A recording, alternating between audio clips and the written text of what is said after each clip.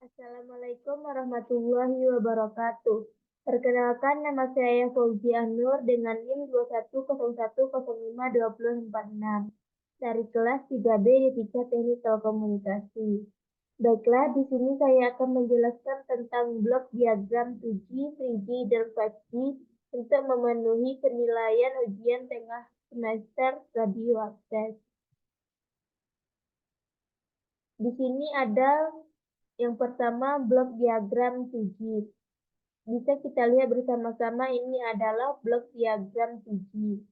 Arsitektur sistem GSM terdiri dari 3 subsistem yang terinterkoneksi dan berinterkoneksi di antara mereka sendiri, serta dengan para penggunanya melalui antarmuka interface jaringan. Masing-masing subsistem ini adalah Base Station Subsystem atau BSS, Networking Switching Subsystem atau NSS, dan dikendalikan Operation Support Subsystem atau OSS, berupa engineer yang mengontrol seluruh subsistem tersebut. Pesawat bergerak atau ponselnya, mobil station juga merupakan sebuah subsistem, namun biasanya dari segi arsitektur dipandang sebagai bagian dari BSS. BSS juga dikenal sebagai subsistem radio, yang menyediakan dan mengatur jalur transmisi radio antara ponsel dengan MSC. BSS juga mengatur antarmuka interface radio antara ponsel dengan subsistem GSM lainnya. Setiap BSS terdiri dari banyak pengendali BTS atau yang disebut dengan Base Station Controller atau BSC, yang menghubungkan ponsel dengan NSS melalui MSC. NSS mengatur fungsi-fungsi penyaklaran pada sistem dan memungkinkan MSC berkomunikasi dengan jaringan lain seperti jaringan telepon kabel, PSTN, dan ISDN. Selanjutnya, NSS. Selain menangani penyaklaran percakapan antara sistem GSM dan jaringan luar lainnya, NSS juga menangani BSC dalam sistem radio. Juga bertanggung jawab dalam mengatur dan menyediakan akses keluar bagi beberapa basis data pelanggan. BSC merupakan bagian pusat atau sentral di dalam NSS yang mengendalikan lalu lintas di antara BSC. Di NSS ini ada 3 basis yang berbeda, yakni Home Location Register atau yang bisa disingkat dengan HLR, Visitor Location Register yang disingkat dengan VLR, dan Authentication Center yang disingkat dengan AUC.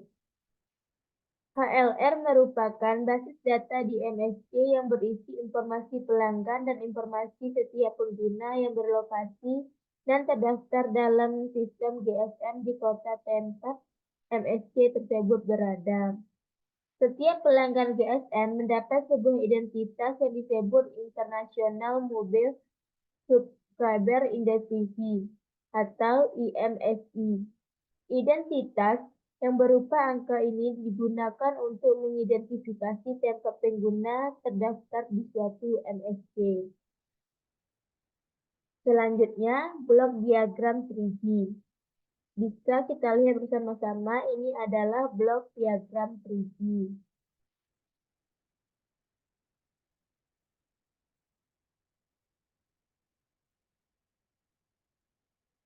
Dari blok diagram 3G tadi, jaringan arsitektur UMTS digambarkan sebagai gambar di mana penggunaan air interface WCDMA dari merupakan evolusi atau perkembangan dari jaringan inti GSM, terdiri dari 3 daerah yang saling berinteraksi, yaitu Core Network atau CN, UMTS, Terrestrial Radio Access Network, UTRN, dan User Equipment yang disingkat UE, atau Mobile Station yang disingkat dengan MS.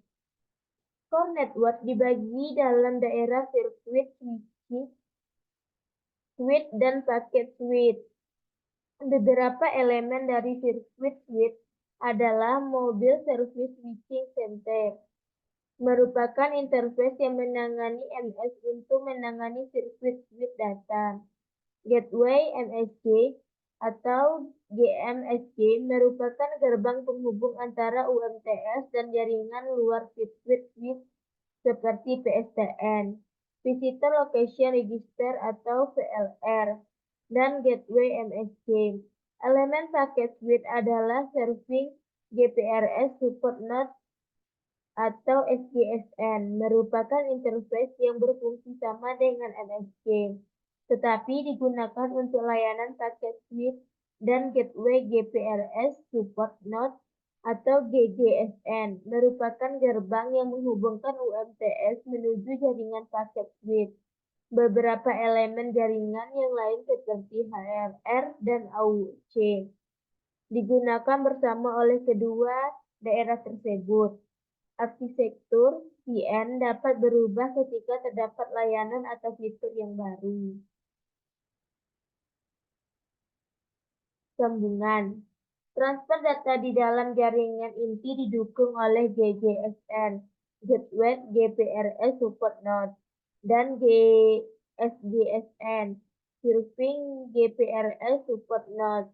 Pada dasarnya, GGSN adalah sebuah filter pengaturan mobilitas tambahan dan menghubungkan dengan berbagai macam elemen jaringan melalui standar interface.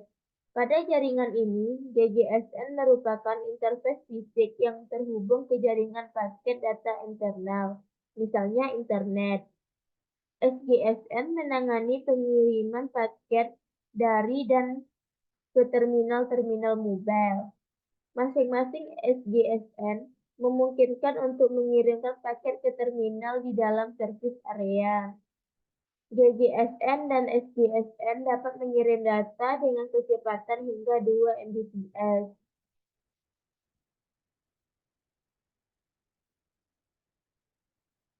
Selanjutnya, UTRAN atau UTRAN terdiri dari satu atau lebih radio network system atau RNS, di mana RNS tersebut terdiri dari sebuah pengendali jaringan radio yang disebut dengan Radio Network Controller atau RNSC. Beberapa node B atau UMTS Base Station dan User Equipment.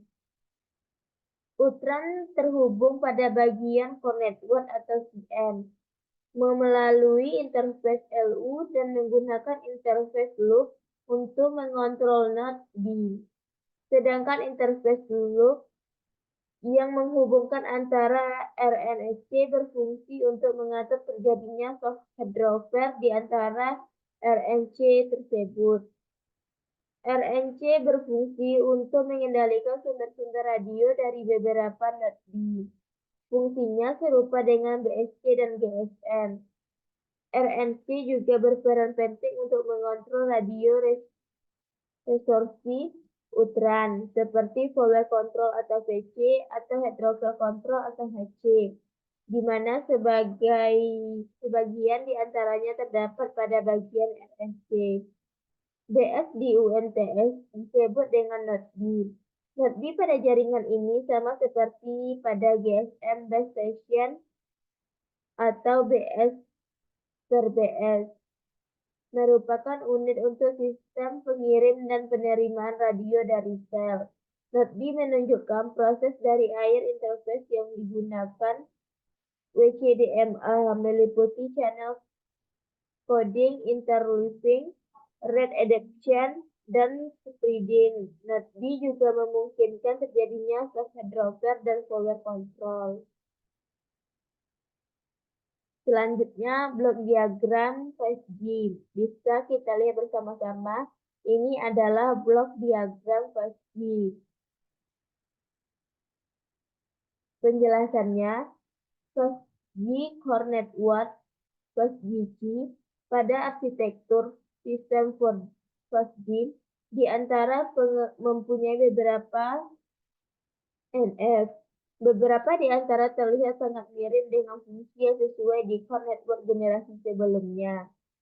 2G, 3G maupun 4G Hal ini tentu saja karena fungsi sebuah core network tidak banyak berubah, khususnya beberapa fungsi dasar seperti mampu berkomunikasi dengan IE, menyimpan data pelanggan, memungkinkan akses ke jaringan dan layanan eksternal, memberikan keamanan serta mengelola akses jaringan dan mobilitas. Namun, pada jaringan 5G, kita juga akan melibatkan beberapa fungsi baru yang sebelumnya tidak ada, yang diperlukan untuk mengaktifkan fungsi-fungsi yang menjadi ciri khas 5G seperti switching atau pengiris dan jaringan sirkuit belt.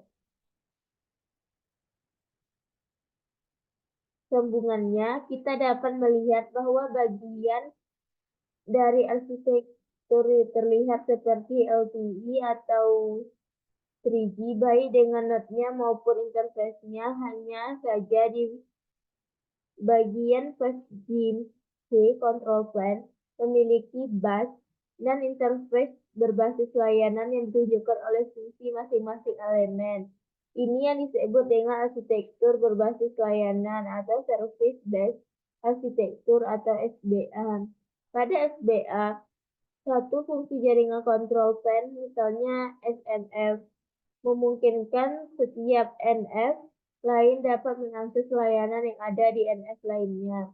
NF dalam 5G control plane hanya akan menggunakan interface basis layanan untuk interaksinya.